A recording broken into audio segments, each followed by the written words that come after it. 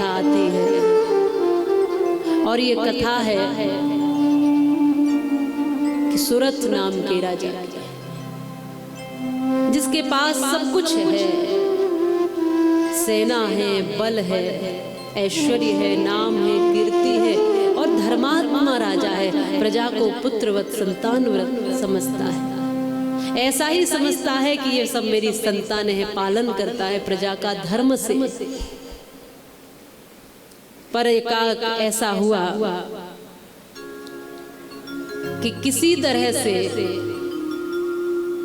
म्लेच्छ इनसे प्रसन्न नहीं हुए और म्लेच्छों ने इन पर आक्रमण कर दिया और इनको परास्त कर दिया। बलवान होते हुए भी ये राजा हार गया, कारण कि अपने कुछ लोग जो थे वो म्लेच्छों के साथ जाकर मिल गए थे लोभ के कारण। जैसे कल आपने भारत गाथा सुनी,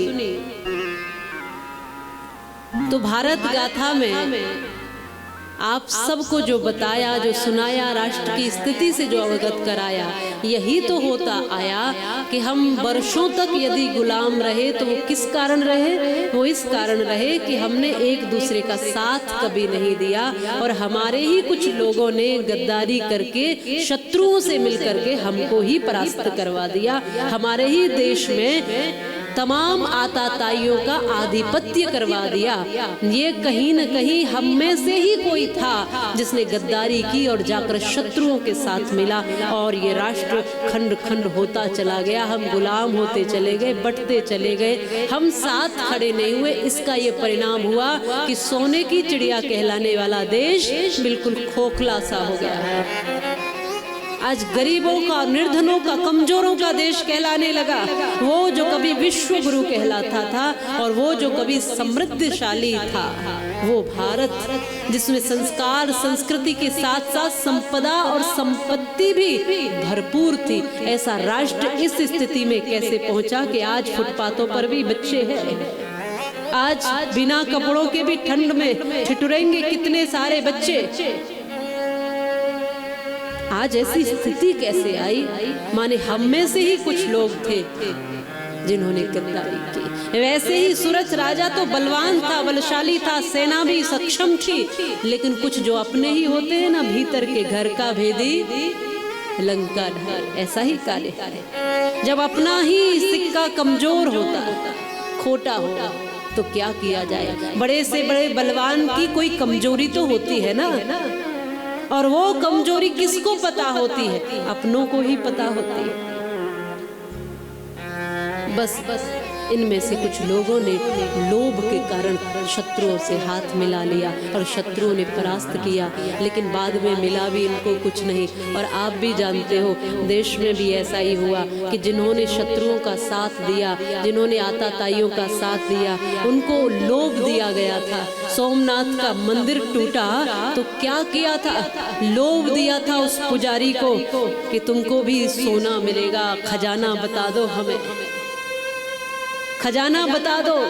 मंदिर का खजाना हुआ करता था। हाले आज कहते हो ना कि इस मंदिर पर इतना चढ़ावा आ रहा है, इतना कुछ है। अरे आज उस समय की अपेक्षा में कुछ भी नहीं है। उस समय हर एक मंदिर के पास अपना इतना खजाना होता था। सोने की मूर्तियां, हीरे मोती जड़ी प्रतिमाएं होती थी और खजाना भी भरपूर होता था। इस पुजारी ने लोभ में आकर खजाना बता दिया, सारा खजाना लूट कर ले गए और इनको मिला कुछ भी नहीं।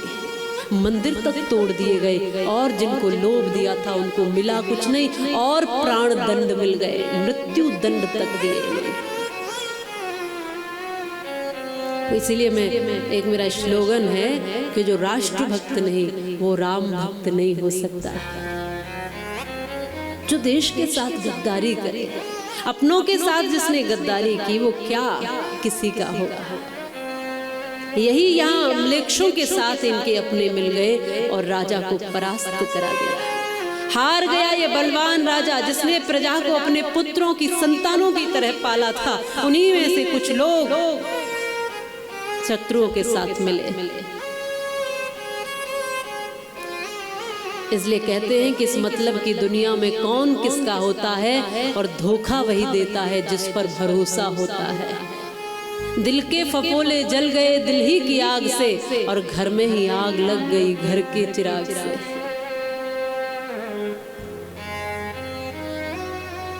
अपना घर अपने ही कहीं घर के चिराग से जलता है। राजा जैसे तैसे प्राण बचा कर कि मैं बंदी न बन जाऊं, जंगल की ओर घोड़े पर सवार होकर निकल गए। दुखी थे, व्यथित थे, अशांत थे, अतृप्त थे, इतना कुछ खो चुके थे, इतना सब कर चुके थे अपनी प्रजा के लिए। उसके बाद भी अपनों में से ही जब किसी ने गद्दारी की तो फिर राजा को बड़ी चोट लगी, बड़ी पीड़ा हुई, मन बहुत दुखी हुआ, द्रवित हो गए और जंगलों में गए। एक कुटिया दिखी एक महात्मा की, तो उस महात्मा के आश्रम में चले गए। कुछ शांति मिलेगी, कुछ तसल्ली मिलेगी, यहीं आकर कुछ समाधान मिलेगा। वहां रहने लगे। थोड़ा इस आश्रम में कुछ दिन रहूंगा तो मन शांत होगा, उस पीड़ा और व्यथा से मुक्त हो जाऊंगा।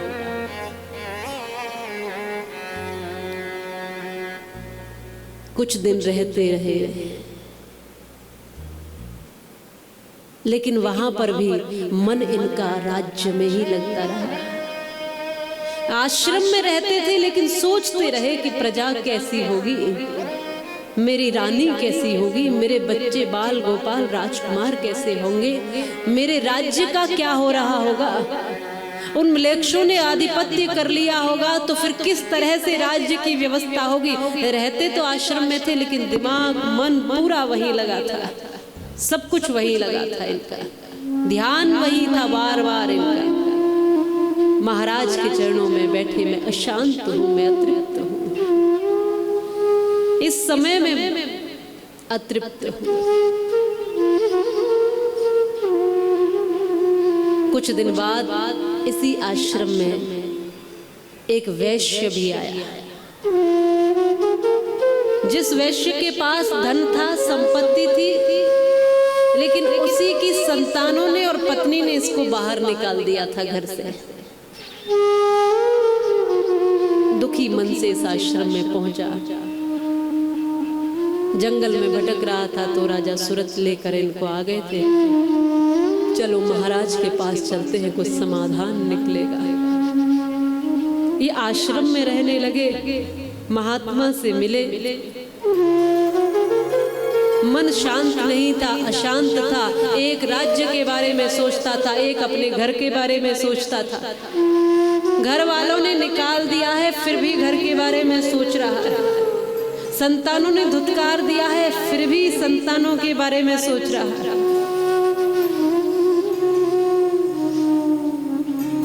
बहुत कुछ झेला है फिर भी मन वहीं लगा है। इसी को कहते हैं मोह।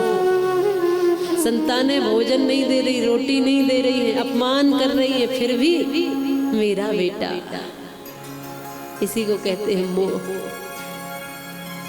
छोड़ नहीं रहे हो, प्राण छूटने पे आ गए हैं पर मोह नहीं छूटता है। यहाँ पर आश्रम में आए हुए ये सूरत और समाधि यहाँ भी दुख में है। दुख छोड़कर आ गए हैं लेकिन मन में दुख लिया है, इसलिए यहाँ भी आकर दुखी। आश्रम में भी ऐसा वातावरण कर दिया पूरा दुख का। यहाँ भी वही चर्चाएं हैं, हमारी संतानें कैसी होंगी, हमारे लोग कैसे होंगे, पर अपने बारे में चिंतन नहीं कर रहे हैं कि हमको कैसे सुखी होना है, कैसे शांत होना है, कैसे तृप्त होना है। इस दुनिया में ये जितने भर भी रिश्ते हैं ना, वो सब यहाँ आकर के बने हैं, लेकिन हमारा हमारी परमात्मा के साथ जो रिश्ता है वो पहले से बना हुआ आया है, उसको नहीं भूलना है। ये धन मिला है, ये संपत्ति मिली है, ये वैभव मिला है, ये जो कुछ भी मिला है, नाम पद यश कीर्ति, वो सब यहाँ आकर मिला है। लेकिन जो पहले से प्राप्त था, जब ये तन नहीं था तब भी वो था हमारे साथ, जब ये तन है तब भी वो है, और जब ये तन नहीं रहेगा तब भी वो रहेगा। ऐसा जिसके साथ मेरा रिश्ता है बस वही परम सत्य है, बाकी कुछ भी परम सत्य नहीं है। कुछ भी परम सत्य नहीं है। परम सत्य केवल कौन है? एक प्रकृति, एक जीवात्मा, एक परमात्मा। ये परम सत्य है। न जीव कभी समाप्त होता है, न प्रकृति कभी समाप्त होती है, न परमात्मा कभी समाप्त होता है। प्रकृति माने माँ भगवती का ही स्वरूप है, आदि शक्ति, वो कभी समाप्त नहीं होती है। ईश्वर अंश जीव अविनाशी, इसलिए ये जीव भी कभी समाप्त नहीं होता है। न तुम कभी समाप्त होने वाले हो, न तुम्हारा परमात्मा जिसको तुम ध्यान करते हो वो मरने वाला है, और ना ही तुम जिस संसार में रहते हो वो समाप्त होने वाला है। माने घर बिगड़ सकता है, घर टूट सकता है, लेकिन घर के मूल में जो मिट्टी है वो मिट्टी सदैव रहने वाली है, प्रकृति सदैव रहने वाली है। इसलिए समय अनुसार जो आज ईश्वर ने दिया है, जो आज आपको मिला है, जो परमात्मा ने कुछ दिया है, उसका सदुपयोग कर लेना चाहिए। आप दुखी क्यों हो, पहले इस बात को चिंतन करो। आपकी बीमारी क्या है, आपकी समस्या क्या है, फिर इलाज संभव है। जितने भर भी यहाँ पर ऋषि मुनि जो प्रश्न करता है, जन्मेजय से, जो वेद व्यास जी से प्रश्न कर रहे जन्मेजय, या जो नारद जी कथा सुना रहे हैं, या जो शौनकादि प्रश्न कर रहे सूत जी से, जितने भर भी प्रश्न करता है उन सबको उनकी समस्या पता है, इसलिए उनको समाधान मिल गया है। यदि आपको अपनी समस्या पता है तो समाधान मिलेगा। आप यहाँ अपनी समस्याएं लेकर आते हो तो तुरंत से ऑपरेशन कर दिया जाता है, तुरंत से इलाज कर दिया जाता है। क्या करना है ये डॉक्टर जानते हैं। अब तुमसे पूछें कि क्या समस्या है, तुमको पता नहीं है, बस तुम ढूंढ लो, तुम देख लो भीतर बाहर की जो समस्या, और बाहर की कोई समस्या हो तो दिख भी जाए, लेकिन भीतर की समस्या कैसे देखोगे? जो मन रोगी है, जो मन बीमार है, जो मन गुलाम है, जो मन की स्थिति बेकार है, उसके लिए क्या करोगे? मन सा इस जग में कोई शत्रु नहीं है, और मन सा कोई मित्र नहीं। मन सा न जग में प्रकाश कोई सच्चा मित्र, मन सा न और कोई शत्रु हुड़दंगा है। मन से ही शांति गीत, मन से ही रीत प्रीत, मन से ही कलह कपट द्वेष दंगा है। मन ही मिलाता ईश, मन ही दिलाता मुक्ति, और मन ही तो डालता सुकर्म में अड़ंगा है। मन है मरीज तो लजीज कोई चीज नहीं, मन यदि चंगा तो कठौती में ही गंगा है।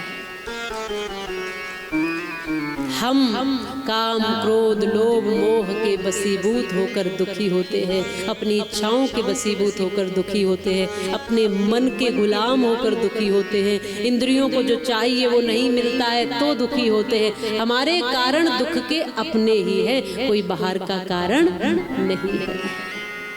जो हमारी इंद्रियों को अच्छा लगता है वो मिल जाए तो सुखी हो गए, और जो हमारी इंद्रियों को अच्छा नहीं लगता फिर भी वो मिल जाए, माने जो हम नहीं चाहते फिर भी वो आ जाए तो हम दुखी हो जाते हैं। बस इतनी सी बात है।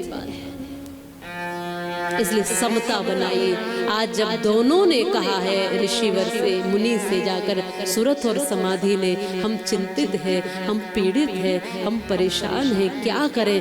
भगवान की सानिध्य चाहते हैं, भगवती की सानिध्य चाहते, क्या करें? आज संत ने कहा तुम्हारी समस्या भी तुम हो, तुम्हारा समाधान भी तुम हो। इसीलिए ये जो हो रहा है योग माया का एक पर्दा है, ये पर्दा जब हटेगा तो तुम्हें स्पष्ट दिखाई देगा कि तुम दुखी रहने नहीं आए हो, इस जीवन में आनंद प्राप्त करने आए। पूरा जीवन तो दुख में ही निकाल देते हैं लोग, पूरा जीवन भी कम पड़ जाए उनको रोने के लिए, पूरा जीवन। आज संत समझाते हैं योग माया है जिसने सबको मोहित कर रखा है, माया के आवरण में फंसे हुए हो।